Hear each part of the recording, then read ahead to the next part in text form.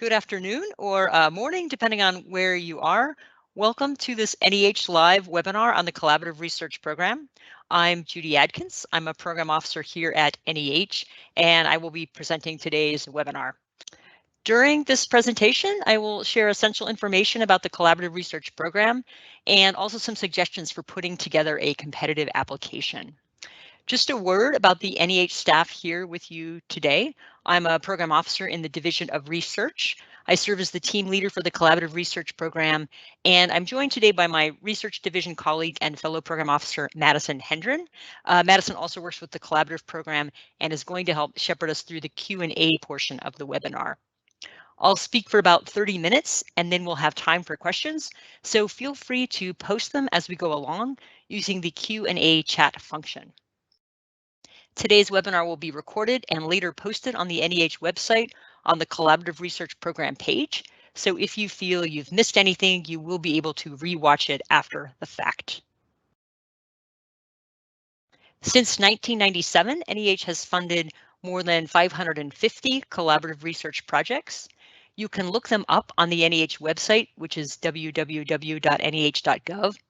At the very bottom of the homepage, you'll see a Search All Past Awards link.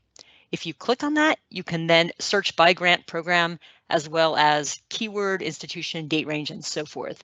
This is an excellent way to get a first kind of good impression of the kinds of projects we've funded through the Collaborative Research Grant Program over the years. However, there's one caveat here. This program has morphed quite a bit over the years. So you will see included, if you look at collaborative awardees in years past, certain categories of research that are now separated out into their own programs. For example, archaeological and ethnographic fieldwork or documentary editions. So just a reminder to attend to the current guidelines for the Collaborative Research Program. For those not familiar with NEH, we are an agency of the federal government, and we carry out our grant-making function through 6 divisions, each focused on a different kind of work or audience. Those 6 divisions are public programs, preservation and access, Office of Digital Humanities, education, challenge grants, and research. The Division of Research Programs supports the work of both individual scholars and collaborative teams. Our division runs about 11 different grant programs split into 2 families. One family of those programs is designated for individual scholars. These are programs like the NEH Fellowships. The other programs, like collaborative research, support teams of researchers and are institutional grants. This means that if you are the lead scholar who is the PI or project director for a collaborative project, it is your affiliated institution that is the official applicant and holder of the grant. Here's the big picture overview of the Collaborative Research Program. The program supports teams of scholars working to advance humanities knowledge through research, conferences, publication, and the building of scholarly digital projects. It includes 4 funding categories which support projects of different types or at different stages of development. The 4 project types are planning international collaboration, conference, manuscript preparation, and scholarly digital projects. As you can see, there are different award ceilings and performance periods for the different categories, and we'll dig into that more deeply in a moment. The program encourages projects that propose diverse approaches to topics, incorporate multiple points of view, and explore new avenues of inquiry. You can propose interdisciplinary work or research in a single field. Partnerships with researchers from the natural and social sciences are encouraged, but the project must be firmly rooted in humanities and it must employ humanistic methods. Partnerships among different types of institutions are also welcome. This year's deadline for applications is December 1st. And the earliest start date for awarded projects would be October 1st, 2022. As I mentioned, these are institutional grants, so it's important to understand what kinds of institutions are eligible to apply to the program. Here is that list. It includes US 501(c) nonprofits and higher ed institutions, state and local agencies, and tribal governments. Non-US based collaborators are allowed. They are actually required in the planning international collaboration category and not required, but certainly welcome in the other categories. Collaborative research budgets can ask for support for non-US based collaborators. However, there should be a balance of US based and non-US based collaborators in terms of both the number of people on the team and the funds requested. So, for example, not just one American and 5 Europeans, and also not just 20% of the budget going to the American institution and the rest to non-US based collaborators. In addition, note that funds cannot go to foreign institutions. So foreign institutions can be collaborating with you, but funds cannot go to them. So non-US based collaborators are typically paid individually as consultants. What kinds of activities and products do collaborative research grants fund? The program supports the work that most scholars do, such as travel to archives or important research sites, and time to meet, conduct research, and write in order to produce books or other materials that will have an impact on the scholarship in their field. All projects, regardless of the funding category, must pursue clearly articulated research questions, must involve original research and interpretation, and must make an argument or arguments and contribute something new to scholarly or public discourse. Ultimately, all projects need to be aimed at the creation of a tangible, sustainable, interpretive product. The work can lead to a variety of different kinds of products, as the list here on the right suggests.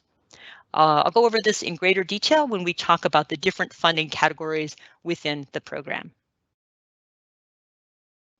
It's equally important to know what the program does not fund. We don't want busy scholars wasting their precious time and effort applying for projects that we cannot support or that are a better fit for a different NEH program. So this is a rather long list, but let me walk you through it very quickly.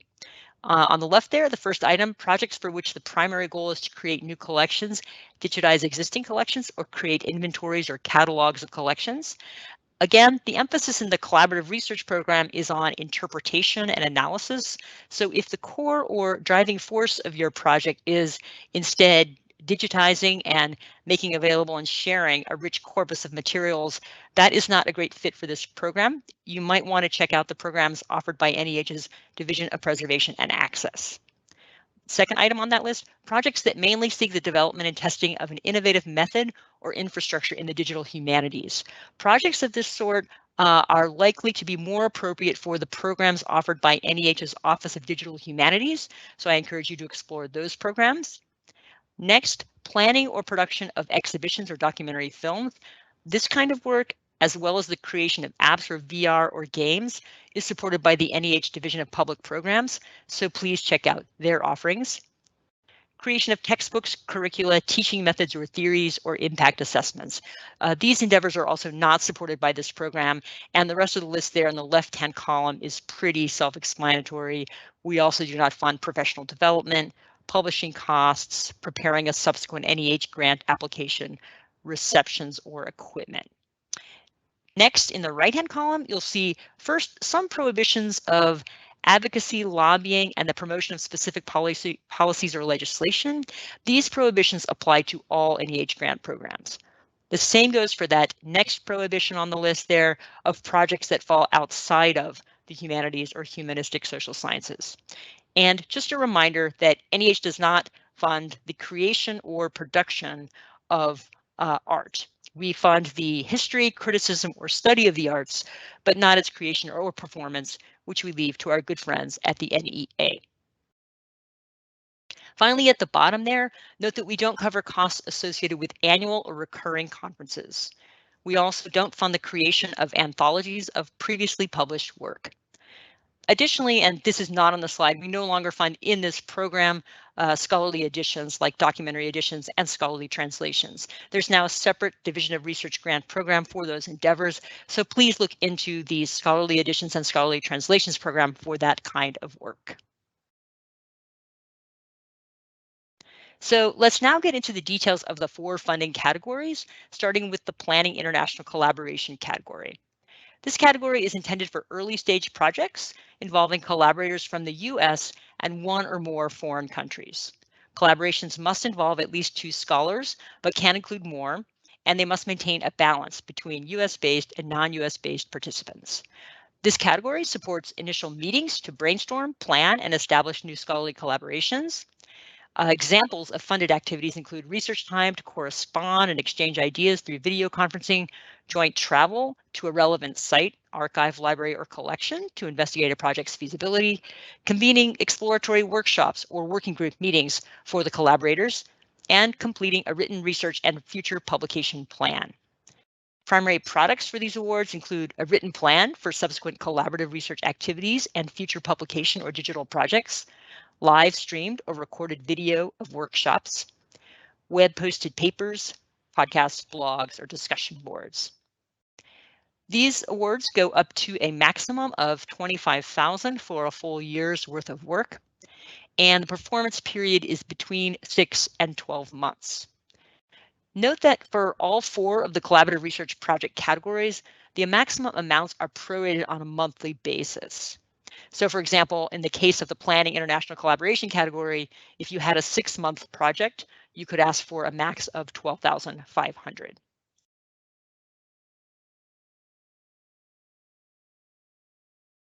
Moving along, the conference category supports a single scholarly conference, symposium, or seminar. The aim here is to gather participants to further develop an already established collaborative research topic and plan subsequent publications or digital projects. The conference must be open to members of an intellectual community broader than the invited attendees, and attendance must be free. NEH expects conferences to be widely advertised and to include a variety of scholars representing diverse points of view. Typical funding requests here include compensation for the organizing scholar or scholars, travel, per diem, accommodation, and honoraria for conference presenters, and costs related to the rental of a venue or audiovisual services. Primary products for these awards include live streamed or recorded video of the conference, web posted papers, podcasts, blogs, and discussion boards, and preparation of conference papers for subsequent edited volumes or peer-reviewed articles or a monograph of some sort. Applicants who are only hosting a scholarly conference, symposium, or seminar must request a performance period of 1 year or less, and the max amount for a full year of support would be $50K. Applicants whose projects also include an immediate plan to publish the conference papers may request a performance period of up to 2 years, with activities during that second year limited to the preparation and editing of conference papers for publication. And in that case, the max amount for the 2 years would be $100K. One thing that is new here is that in past years, we have specified that conferences had to be in person. This year, given the uncertainties and complexities of the pandemic, and the amount of experimentation going on right now with conference formats, we are leaving the format open. Keep in mind, however, that you need to justify in the budget justification what you need funds for.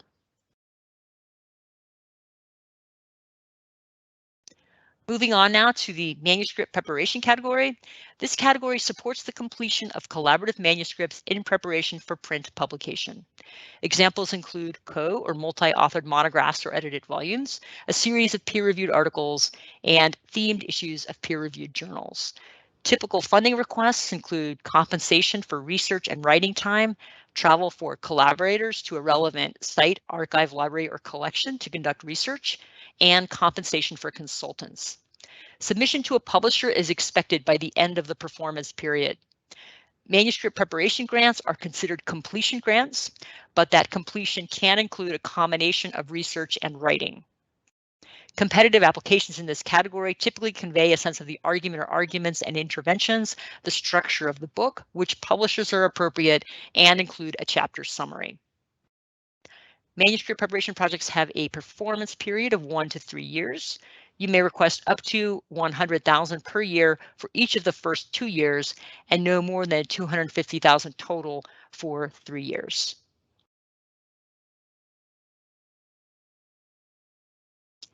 The Scholarly Digital Projects category supports the preparation of born digital scholarly publications, resources, or tools. All projects must be conceived and executed to address one or more significant research questions in the humanities. They must make a robust interpretive contribution. They must involve original research, and they must serve an intellectual community beyond the collaborator group alone. These proposals typically involve one or more lead scholars collaborating with DH specialists, librarians, and/or archivists. They typically use pre-existing platforms, programs, or other technological infrastructure. Possible products here include digital publications, open access databases, mapping projects, and content-rich websites. Technological innovation is not expected for these projects. It's perfectly fine to use tried and true DH methods, though you should follow DH best practices. Applications in this category must present a long-term sustainability plan and discuss options for peer review. Typical funding requests include compensation for time to conduct research, write, and build the digital project, travel for collaborators to a relevant site, archive, library, or collection to conduct research, and compensation for consultants. There are several other NEH programs that support digital projects, so make sure you're applying to the program that best fits your endeavor. And to that end, please do take a look also at the programs overseen by the NEH Office of Digital Humanities and the NEH Division of Public Programs. Scholarly Digital Projects Awards have a performance period of 1 to 3 years. You may request up to $100,000 per year for each of the first 2 years, and the max you can request for a 3-year period is $250,000. That covers the 4 project or funding categories that make up the program. You should also have a sense of the timeline of your application from submission to notification so that you can plan ahead. The federal grant process is long, about 9 months for collaborative research applications. Applications are due by December 1. Peer review panels will meet in March and April of 2022. NEH's National Council on the Humanities will review the staff's funding recommendations in July of 2022. The chairman of the endowment will make the final funding decisions shortly thereafter, and notifications to applicants will be sent out in early August of 2022. The earliest start date for projects receiving awards will be October 1, 2022, and the latest start date for those projects receiving awards for that round would be September the 1st, 2023. You will want to keep this cycle in mind as you plan and propose your project. So, where to start? There's a very important document you need to know about called the Notice of Funding Opportunity, or NOFO. Each NEH grant program has its own NOFO, which is essentially the blueprint or guidelines for everything about the program, what the program supports and doesn't support, how you apply, how you write and structure the different components of the application, what the review criteria are for the program, and more. You'll find the current Collaborative Research NOFO on the Collaborative Research Program page on the NEH website. I can't emphasize enough the importance of reading it thoroughly and carefully before you decide to apply, and then consulting it constantly while you are creating and assembling the different parts of the application. This is particularly important for this program because there are these different project categories with so many different distinctions among them, and different parts of the NOFO break out those different categories and ask you to supply different kinds of information. So it's not rocket science, but successful applicants are people who read and follow the NOFO. Here are some tips for getting started. Right from the beginning, partner with a research development specialist or grant administrator at your institution's grant office or office of sponsored research, whatever it might be called at your institution, because you will want to work together on different parts of the application. Study A1, purpose, in the program description section of the NOFO and decide which application category is the best match for your project. Compare your ideas with D6 funding restrictions to make sure you're not applying for activities or costs that are not allowed in this program. Consider the information about related funding opportunities in H, other information, to decide whether your project or other parts of your research agenda might best fit in other NEH programs. Pay particular attention to C3, other eligibility information, as you select your project team. Focus on the instructions in the content and form of application submission section to craft a compelling presentation of your project's significance and content. While composing the application narrative, keep the review criteria always before you to make sure your application responds to each of the evaluation criteria. Assemble attachments with care to make sure all the required components and information are included. If possible, submit an optional draft by the October 7 deadline. I'll say just a bit more about drafts in a moment. Your institutional grant administrator will need to help you with the budget, with federal compliance, and with proposal submission. So finally, a few overall tips for writing a competitive application for this program. First, we're still seeing a lot of bundled projects because the program used to allow more for that. But now you must apply for one and only one category at a time. The second bulleted item there is making a similar point. The program is geared toward well-conceived, well-structured, feasible projects rather than hydra-headed, sprawling agendas. There is a section of the application narrative called History of the Project that invites you to convey the evolution of the project.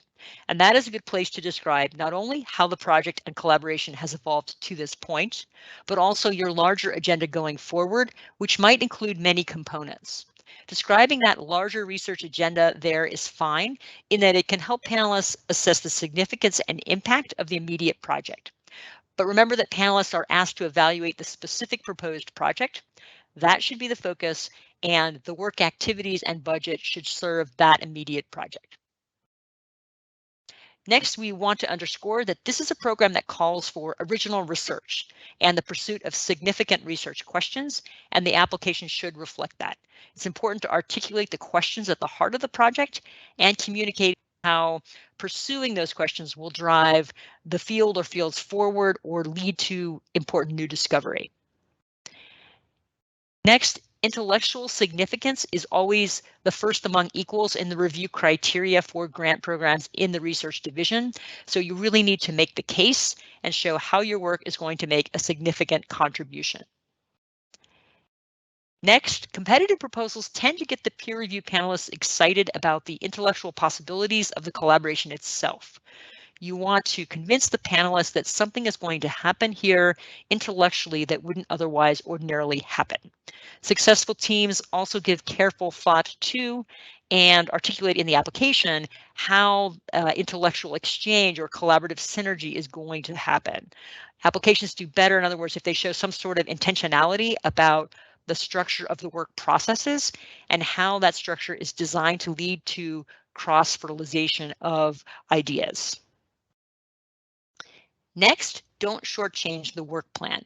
Give panelists confidence that you have a well thought out plan to get the work done. The plan should not come across as vague or as a just trust me plan. Next on the list, write clearly, avoid jargon, write for those outside your field. You will likely have on the panel that reviews your application scholars in your discipline and scholars outside your immediate discipline. So keep that in mind. Ask yourself, am I so immersed in my field that I no longer know what an outsider would consider jargon? If the honest answer is yes, share your application narrative with someone outside your field, or better yet, with a curious person outside the academy altogether, and ask them what they don't understand or where they became confused. Finally, submit a draft if you can. Let me tell you just a bit more about the draft process. You may submit a draft for feedback. This is completely optional. It's not required, but other applicants have found it helpful. If you wish to do so, you must use the draft template available under Program Resources on the Collaborative Research Program page of the NEH website. Here you see a glimpse of that template. Actually, this is last year's template, but this year's is only slightly different. Download the template Word document and copy and paste in text for the individual rows. Choose only one project category and please stick to the word limits. Draft is a bit of a misnomer. It's really more of a snapshot of your project, but it's generally plenty of information for staff to comment on the fit of your project to a particular category, to highlight any issues they see, and to offer some helpful feedback. Only submit one draft per application. Email the completed template to collaborative@neh.gov with collaborative research draft in the subject line of the message no later than October 7, 2021. You can also pose additional specific questions in your email if you wish. Our goal is to respond to all drafts by November 8th. For budget questions, work closely with the staff at your institution's grant office or Office of Sponsored Research. And for specific budget questions, you can contact the NEH Office of Grant Management at grantmanagement@neh.gov. Also, I want to mention that under program resources on the Collaborative Research Program page, there are sample application narratives. You should take a look at them and use them to give you a sense of how past successful applicants have made the case for their project and its significance. But please note that right now, all those applications were responding to a different set of NOFO guidelines before the 4 categories were established. This past year was the first year we've had all 4 of those specific categories defined in that particular way. And we are still in the process of getting some of those kind of newest successful application narratives approved for public sharing. So the sample narratives up there are still useful, and we slotted them under headings for the 4 categories where they fit best. But remember that they were created in response to a different iteration of the collaborative research program. This concludes the presentation part of the webinar. I hope this overview has given you some insight into the program and how to go about creating a competitive application. I will now move on to answering questions submitted via the Q&A chat function, and my colleague Madison will read out the questions most germane to applicants generally, and I'll try to answer them. If we don't get to your question, either because it seems quite specific to your project or if we run out of time or something, feel free to email me or the collaborative inbox after the fact. You can see my email address right there, and also the collaborative inbox. We will respond as soon as we can. Let me just stop sharing my screen for this part, so give me just a second.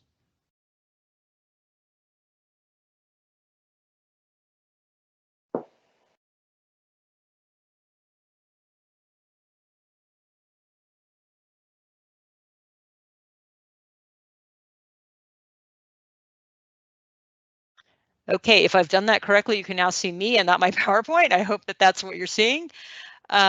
And I think that we are ready to take any questions that might have materialized in the chat. Madison, Yes, we have a couple. The first one is, or it says, I have a question pertaining to what you mentioned about prorating the award by month. With the conference, the bulk of the costs, particularly for travel, accommodation, etc., happen at the time of the conference. Can you clarify how one can spread the budget for those costs out over 12 months?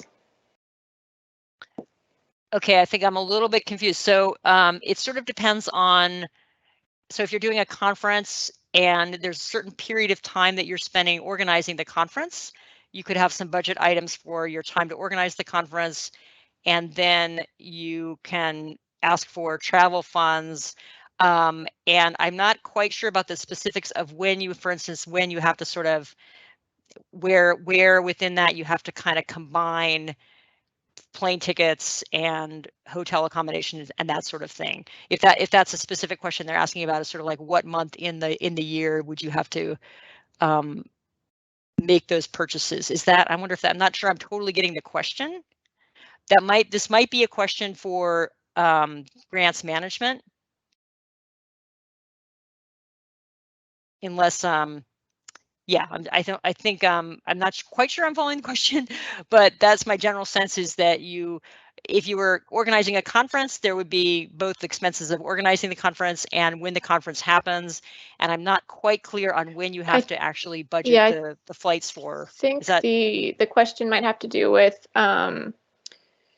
if they're requesting, for example, 18 months of support, you know, that would need to be prorated. You couldn't ask for the maximum amount for 2 years, for example. Yeah, so I guess I should, yeah, go ahead, Madison, yeah. But yeah, I mean, you would just have to make sure that the conference that you're planning falls within that period, whatever you're requesting.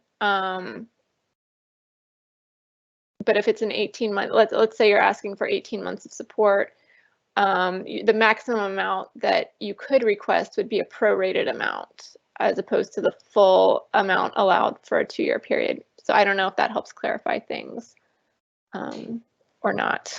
Yeah, I hope so. we might both be sort of guessing at, but yeah, I guess the point is that one of the things about the program is that the work is supposed to be continuous and ongoing. So if there's a certain moment when the conference happens and the work is over, that would be, unless you've asked for a second year of support for publication of the proceedings of the conference, then the point where continuous work on the conference ends, that's when the award period would have to end, and you'd have to prorate for the number of months that is that endpoint, if that makes sense.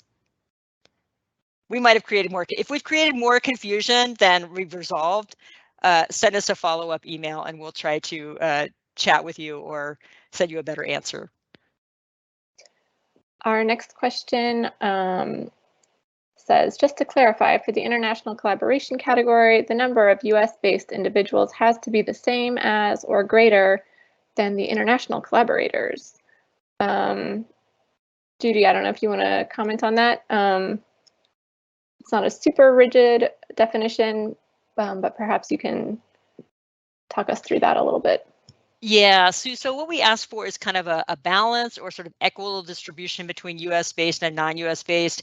I believe there was 1 year where we said 50% and we gave a sort of mathematical number, and it became clear that it was really difficult to sort of enforce that fairly across projects.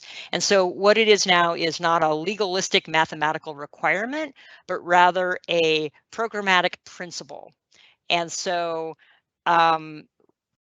we ask people to kind of respect the spirit of that and to try to have, try to shoot for 50-50. If there's a particular reason why the intellectual content of the project justifies a certain imbalance, because say it's about 3 different countries or something, and it might make more sense to have a slightly more international collaborators, then I would certainly give a lot of thought to at least the budget and making sure that that is even. But we really want people to stick pretty closely to that 50-50 balance without it being a sort of legalistic, kind of legalistically enforced imperative, if that's helpful.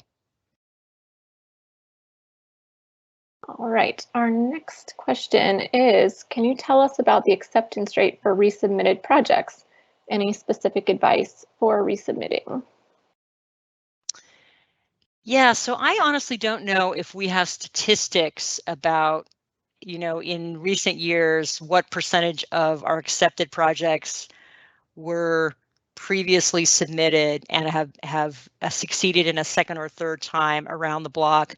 I know that sort of anecdotally, we all think that that happens quite a lot, that we see a lot of projects that were not successful the first time through, say, got a lot of incredibly valuable feedback, and then tried a second time and with a sort of better application, well-developed application, succeeded. So it happens a fair amount. And if you have tried once and you have failed, I guess what I would say is, first of all, request your panelist comments, your panelist evaluations, if you have not already done so, and read those very carefully and think about whether that has given you enough information to understand where your application fell short. If you read those comments and you're still completely baffled, if you got all high marks and only people said positive things and for some reason you didn't get funded, it might just be that there weren't sufficient funds. But you are always welcome to reach out to the program and ask to have a chat with one of the program officers, myself or somebody else, and we will talk to you and see if we can offer you any other feedback. The panelist comments are usually the most helpful way to think about improving your application, but sometimes they can be challenging to interpret. Okay, next is, can we include translation service fees into manuscript preparation, into a manuscript preparation, in a manuscript preparation proposal? I think they're asking if they can include that in the budget for a manuscript preparation project. Yes, this has come up in the past. Translation fees, if they're necessary for the publication project, are allowable, but it needs to be translation into English, and it can't be sort of translating the work, but if it's part of the project, yes, and it's from some other language into English, translation fees can be part of the budget. Okay, another question. Can an application be from a PI outside of the humanities, for example, at a medical school, if they are leading a collaborative or a collaboration that is centered in the humanities? So the applicant institution, the institution has to be eligible. So it has to fall into that, 5013C nonprofit, higher ed kind of category. So I'm not familiar with sort of medical school, I'm not familiar with the sort of legal, how medical schools are kind of legally constructed. But if the applicant institution is eligible, then that applicant can apply, and you could have a PD who is affiliated with that institution, who is not a humanist. I think that would be perfectly eligible. The question is whether you would be able to convince the panelists that this is really a humanities-driven project, if there's not somebody leading it who is very well kind of well-versed in this humanities literature and humanities methods. So I think that would be the sort of thing, is that both the project and the team would have to convince the panelists that this is really a high quality humanities centered project. All right, we've gotten through all of the ones that I have published. Let me check and see if there are any more. If awarded the International Collaborative Grant this round, could applicants apply for the other categories using the same project ideas? Yes, so I didn't mention that. That's a good question.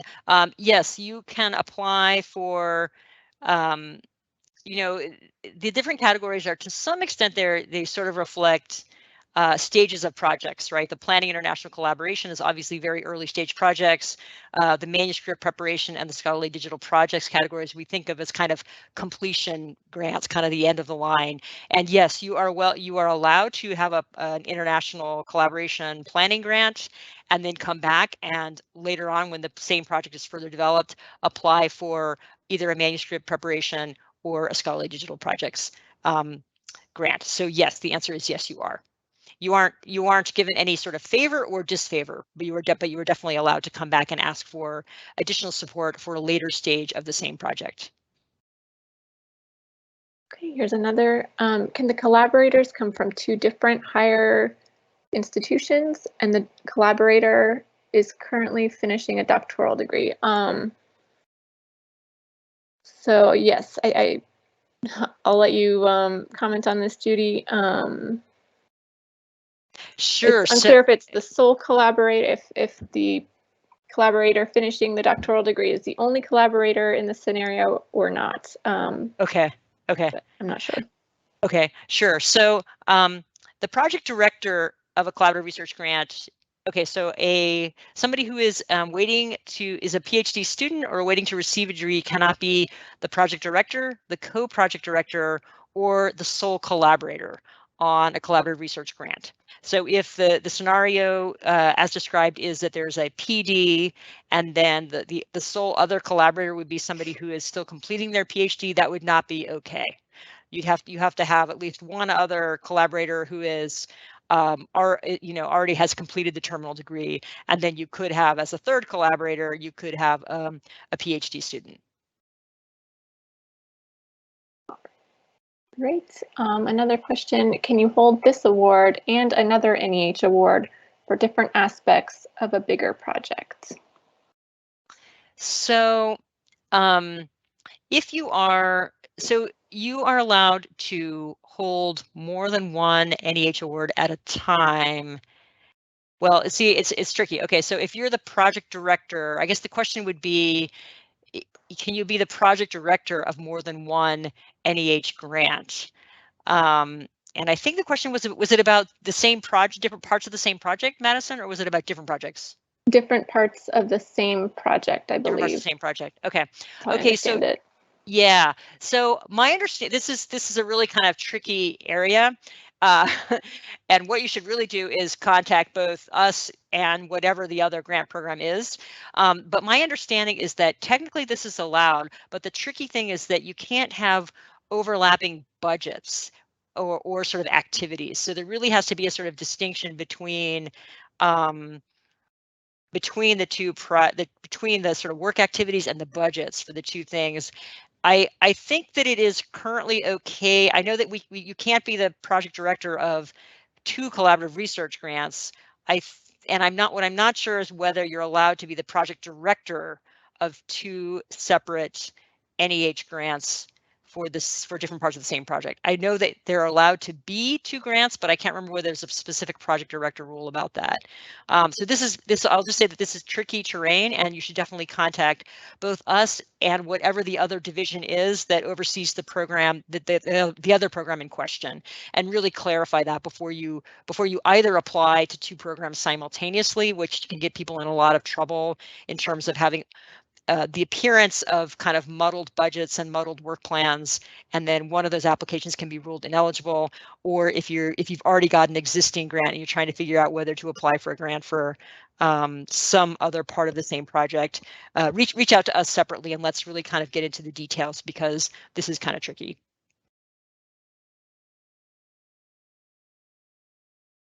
Okay, hold on. Let's see if we have any new questions.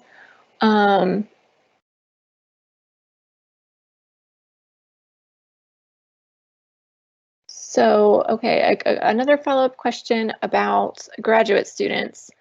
It says, assuming all conditions that Judy just indicated for advanced degree holders are met, could a graduate student be pre-PhD level as an MA student? So I think they mean, could a graduate student that's at a master's level be a collaborator or a participant on the project? It's not quite clear from the question. Yes. Yeah, if you're a graduate student, if you happen to be in an MA program, I think the same rules apply for graduate students across the board, whether it's an MA program or a PhD program.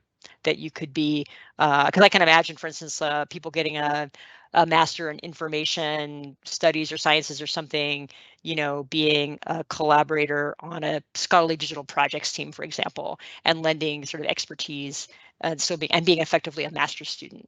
And yes, they could be a collaborator, but just not the director, co-director, or sole other collaborator. Another question. So we could have one director and two co-directors. And another question, can the director be a postdoctoral researcher? So you can have, yes, you can have one director and two co-directors. We see that fair amount, if that reflects the real structure and the kind of work and responsibility of the project. Yeah, it's always the kind of the project director. Yes, you can have more than one co-director. And the second question was, what was the second question? Can a postdoctoral researcher be a project director? Yeah, so in other words, yes, you can, but what you need to do then, I think, is check with the institution. So again, these are institutional grants. So you're the postdoc at a particular institution, and that institution is going to hold the grant and apply officially, and they have to have a policy that allows you to be a project director.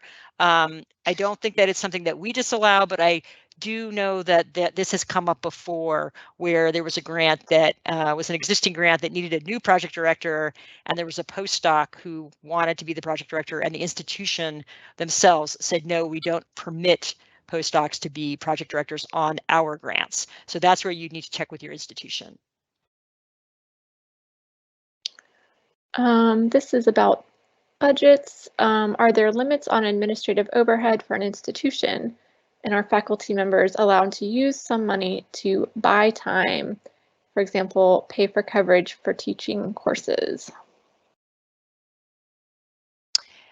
Yes, you can definitely. I'm trying to think. Yes, I believe course release, basically, that can be part of the budget. You cannot articulate it as hiring adjuncts to replace you. That is not the way you're allowed to construct it, but you can basically budget for course release.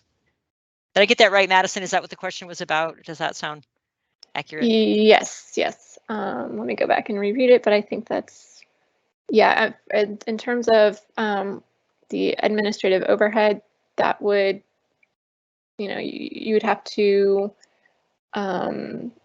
consult with your Office of Sponsored Research. They have the indirect cost rate that will be used, and that varies by institution. So, but they can help you with that in determining the rate to use there and the budget. And then, yeah, the part about, course buyout, salary replacement. Yeah, got it.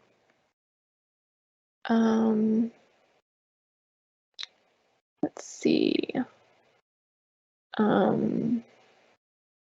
I don't know if we can answer this, but we'll try. Can a PhD student on an F1 or J1 visa be part of the collaborative group, or do they need to be classified as a consultant, assuming all other requirements are satisfied? I think if you're at a U.S. institution, as a faculty member, or was this a graduate student? Was this a graduate student they were asking about? You're right. It is a graduate student. Yeah, I'm not sure about that one, so I might need to look into that. I think it's okay, but I'm not sure either. I think you would. I think if you're a graduate student at that U.S. institution, that would be fine. But that might be worth double checking with us or with grants management. Yeah. Looking through the questions now, I think we've gotten through most of them. Here's one about publication costs. It says the draft narrative template lists open access as an allowable budget item. Are fees to publish an article open access in a journal where that is optional for an extra fee allowable, or are they considered publishing costs? That's a weed question. Yeah, that one we would probably have to sort of give some thought to and talk to the people in the Office of Grant Management about that specific budget item. There's always a lot of debate about what is a publication cost.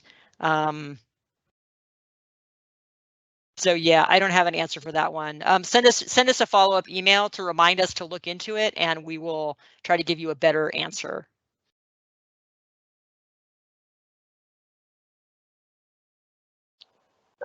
And just a clarification, it appeared that there was a limit on the number of collaborators. Our team consists of 8 people.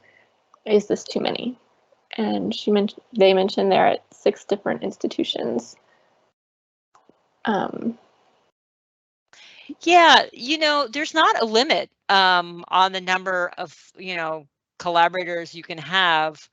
I think, you have to sort of think through, there's a limit in terms, you might raise questions about how is the coordination going to work, or how is the planning going to work?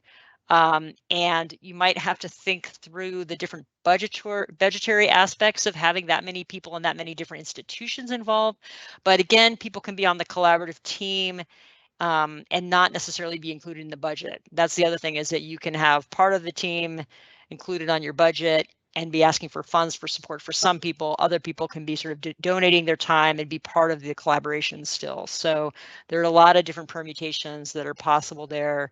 But there is no strict limit or number on kind of how big the collaboration can be. The question is just kind of what makes sense for the project, and how are the peer and convincing the peer reviewers that this is a kind of well-organized, sort of functional collaborative group.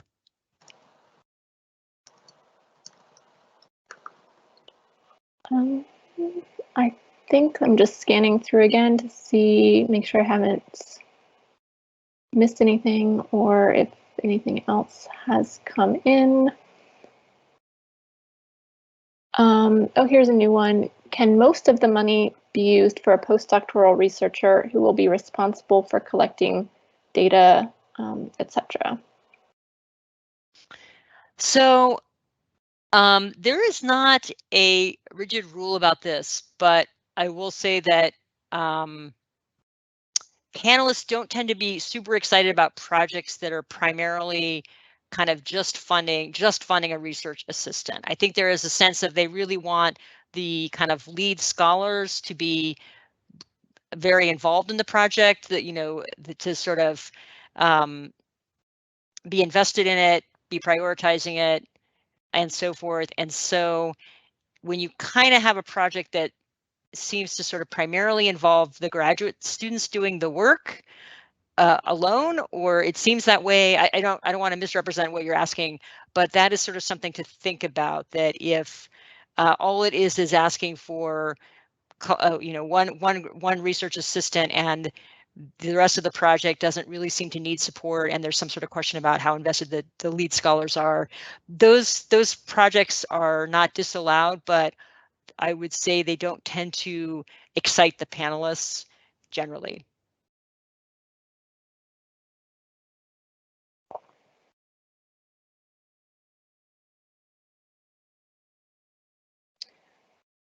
Another question for the publication category, does our proposal include all the details for the book chapters? So it's not required. It's not absolutely required. I think we ask for, I think the application asks for like a table of contents or something. And I will say that having some sense of the content of the chapters and the arguments and conveying that in the application generally makes for a more competitive application. I believe the application instructions only specify table of contents, but typically a little, you know, sort of more detail about the meat of the publication is going to make for a stronger application for a manuscript publication grant. And another one has come in. If we request a conference grant, including a second year of funding to publish a special issue, is it critical to already have a strong expression of interest from a journal at the time of application? It's nice if you do. It obviously it helps, but it's not required. I would say at the least you should be sort of in conversation with, you know, you should have a sense of like who is going to publish it, and or who's likely. You know, one or more journals or publishers or something. Give some thought to what the publication plan is and what the conversations are, and then, you know, it's not, again, it's not required that you have a contract. It's not required that you have a commitment. And to some extent, it will depend on how kind of convinced the peer review panelists are that you will be able to get it published, and that there will be sufficient interest that would happen in a sort of timely fashion. So make the strongest case you can, but it's not required.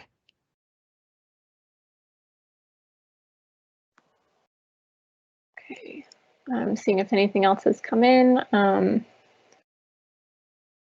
making sure I haven't overlooked anything. If you have questions, additional questions, please feel free to submit those now, and we'll do our best to get to them.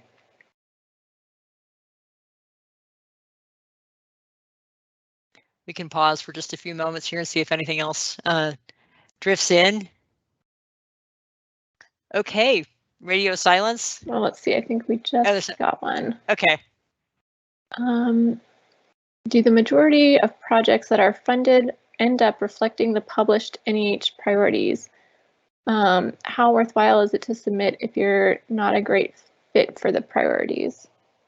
Okay, so I think by the priorities you mean the more perfect union, special call for sort of projects related to more perfect union initiative, and there's a few other ones out there, protecting cultural heritage. So these kind of special calls or priorities are not taken into account when we do the peer review and we decide which ones to send forward.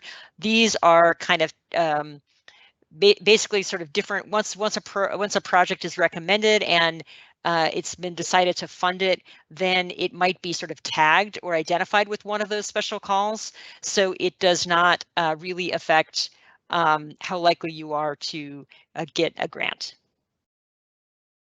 Okay. Any additional questions we're happy to take?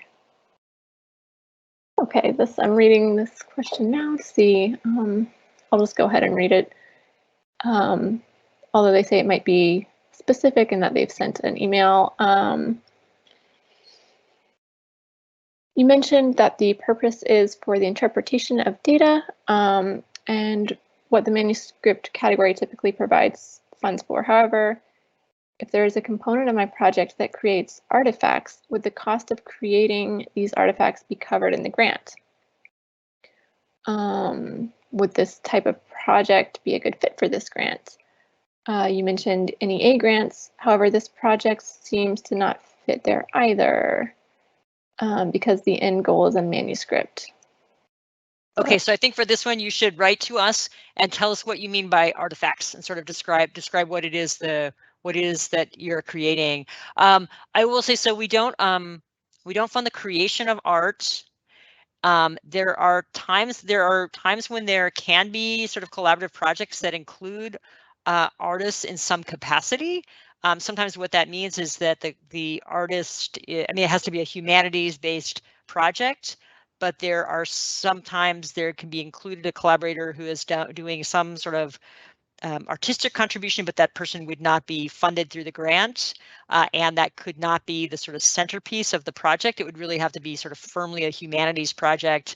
And I'm going to sort of try to randomly come up with some example, but something where there's a study that's about a poet, and you might have somebody performing the poetry because that's tightly tied to sort of the interpretation of that poetry or something, and the project is really about interpreting the poetry, then the spoken word person wouldn't necessarily be a huge problem, but that couldn't be the sort of centerpiece of the program, and you probably wouldn't want to ask for funding for that particular person's services. So that may not be what you're talking about specifically, but send us an email about what you mean about sort of creating an artifact, and we'll try to give you a fuller answer to that one.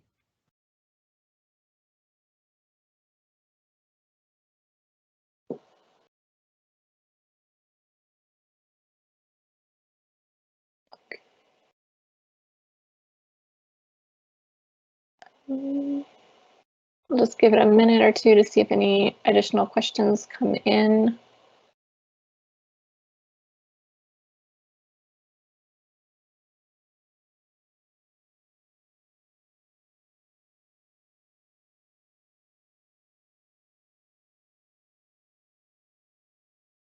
But I'm not seeing any now.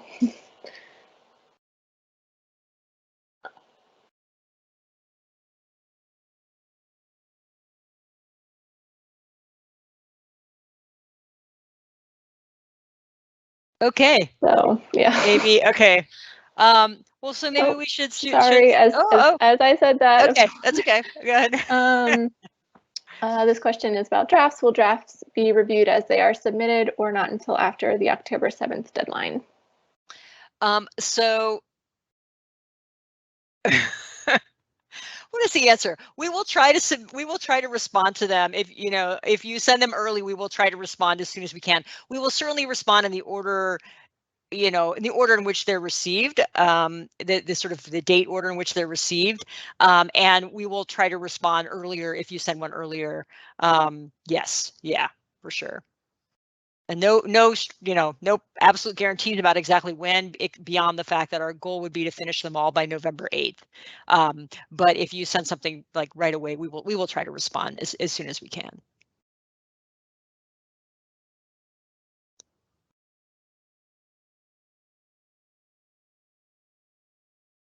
Okay, maybe I will start saying goodbye, and then if somebody shoots a question last minute, I'll interrupt my goodbye.